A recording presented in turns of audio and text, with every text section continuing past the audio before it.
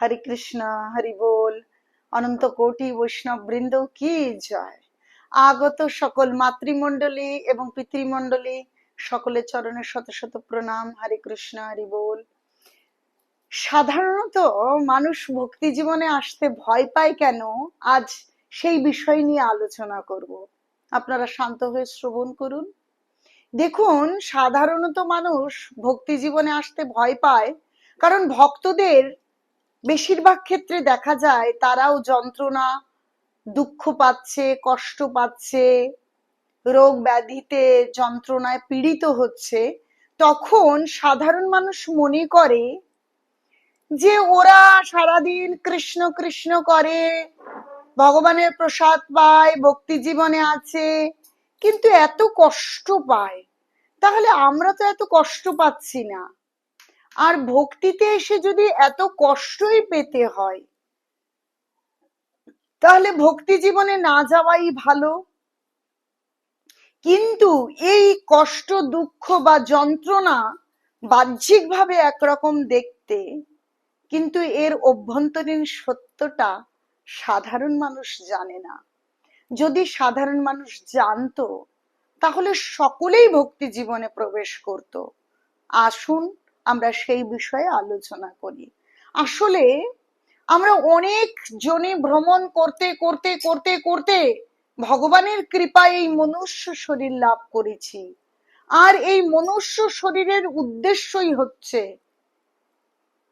কৃষ্ণ ভজনা করে, ভক্তি জীবন পালন করে ভগবত ধামে ফিরে যাওয়া। কারণ জন্ম, মৃত্যু, জরা, ব্যাধি, বারবার জন্ম, কখনো সাপ, কখনো টিকটিকি, কখনো গাছপালা, পশু পাখি, ভীষণ কষ্ট দুঃখের মধ্যে দিয়ে আমাদের যেতে হয়। এই মনুষ্য জীবনই একটা জীবন, শ্রেষ্ঠ জীবন, শ্রেষ্ঠ শরীর, যে শরীরটা পেলে মানুষ ভক্তি জীবন পালন করে ভগবত ধামে চলে যেতে পারে, প্রকৃত দুঃখের শেষ হতে পারে। তো এখানে যখন মানুষ ভক্তি জীবনে প্রবেশ করে তখন তার পূর্বের অনেক কর্মফল তার সঙ্গে আসে। সেই কর্মফলে দুঃখ এবং সুখ, পাপ এবং পুণ্য দুটোই থাকে। যেমন একটা ফোন ভেঙে গেছে, আপনি ফোনটা ফেলে দেবেন, কিন্তু সিম কার্ডটা কি ফেলে দেবেন?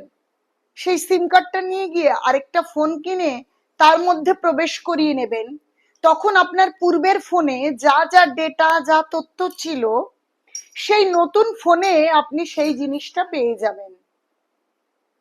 তেমনি আমাদের শরীর নষ্ট হয়ে যায়, কিন্তু আমাদের যে কর্মফল সেইটা আমাদের শরীর, অন্য শরীর পাওয়ার পরেও সেই বিষয়টা আমাদের জীবনে আসে। তাই সেখানে পাপ এবং পুণ্য দুটো কর্মই থাকে। কিন্তু আমরা যখন ভক্তি জীবনে প্রবেশ করি তখন জন্ম জন্মান্তরের যত পাপ আছে ভগবান দেখেন, এর চেতনা এসেছে, এ বুঝেছে যে এই মানব জীবনের সার্থকতা কোথায়। এ আমার নাম করতে শুরু করেছে, আমার ভজনা করতে শুরু করেছে। তখন ভগবান কৃপাময় হন, তার এক জন্ম নয়, জন্ম জন্মান্তরের যত সঞ্চিত পাপ আছে তাকে এক জন্মে দিয়ে দেন। আর হয়তো তার সহ্য করতে কষ্ট হয়, কিন্তু তিনি ভগবানের নাম করেন, সেটা সহ্য হয়ে যায় ভগবানের নামের জন্য। কিন্তু সেই দুঃখটা দেখে সাধারণ মানুষ মনে করে এত দুঃখ, তাহলে আমরা কেন ভক্তি জীবনে প্রবেশ করব?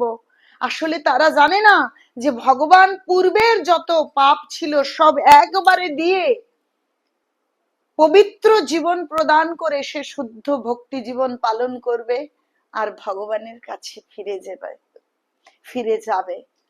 আর যারা ভক্তি জীবন পালন করছে না, 4 নিয়ম পালন করে না,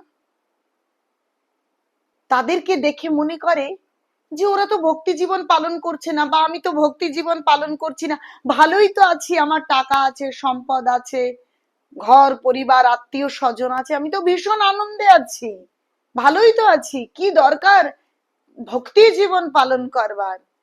কিন্তু আসলে যখন কেউ এই মনুষ্য জীবন পেয়েছে, কিন্তু প্রকৃত ধর্ম করছে না, গীতা মানছেন না, ভগবানের নির্দেশ মানছে না, তখন ভগবান তাকে কি করেন জানেন?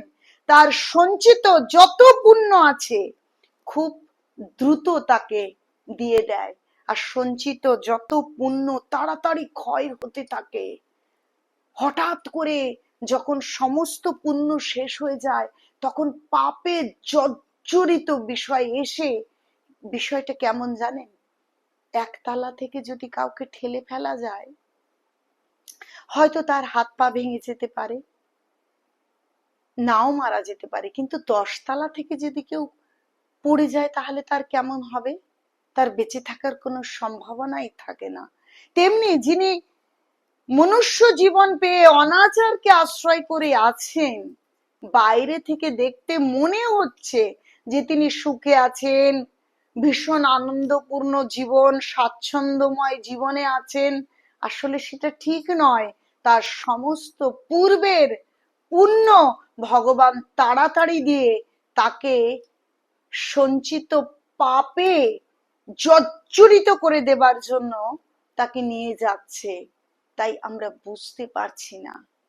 প্রকৃত সত্য হচ্ছে পূর্বের যত কর্ম আছে, যত পাপ আছে, সমস্ত কিছু এই মানব জীবনে ভোগ করে আমাদের ভগবানের ভজনা করে ভগবানের কাছে ফিরে যাওয়া উচিত। আসলে এই জগৎটা শান্তির জায়গা নয়, এটা দুঃখেরই তো জায়গা।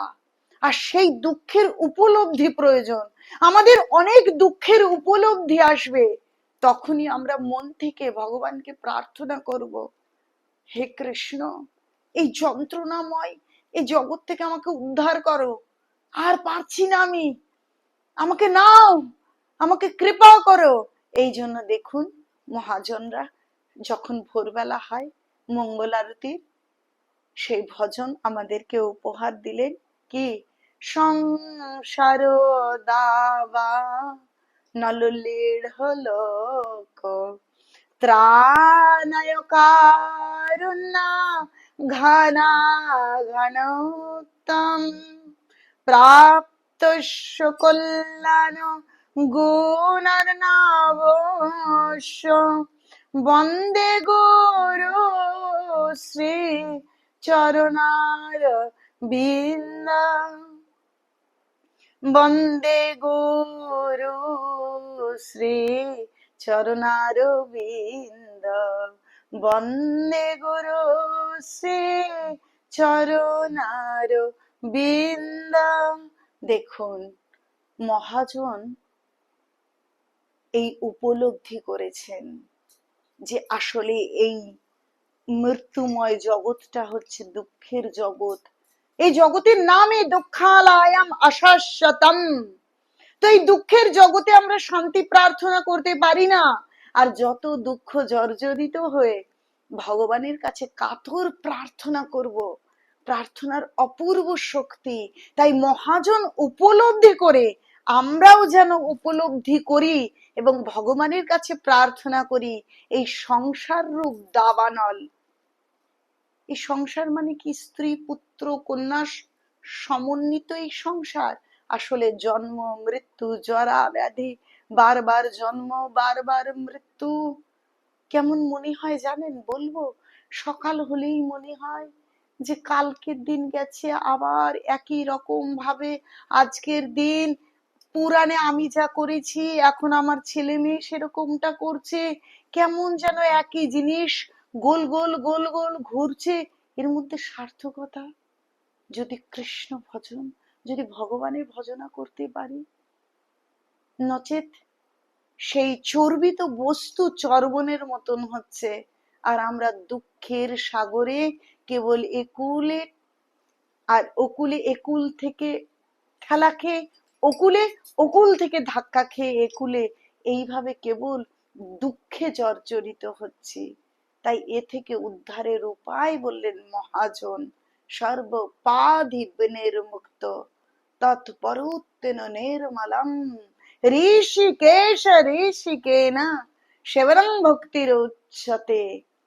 রূপ গোস্বামী বললেন যে সমস্ত উপাধি যে আমি সরকার না, আমি মণ্ডল না, আমি ব্রাহ্মণ না, ক্ষত্রিয় না, ডাক্তার না, ইঞ্জিনিয়ার না, গৃহবধূ না, শিক্ষিকা, সমস্ত উপাধিকে জলাঞ্জলি দিয়ে শুধুমাত্র কৃষ্ণের নিত্য দাস এই চেতনাকে মনের ভেতরে নিয়ে এসে ভগবানের ভজনা, ভগবানের চিন্তন, ভগবানের সেবাকে যদি জীবনে অগ্রাধিকার দিতে পারি, তবেই এই সংসার থেকে মুক্ত হয়ে চিন্ময় আনন্দময় সংসারে প্রত্যাবর্তন করতে পারবো আর জীবনে সুখী হতে পারবো।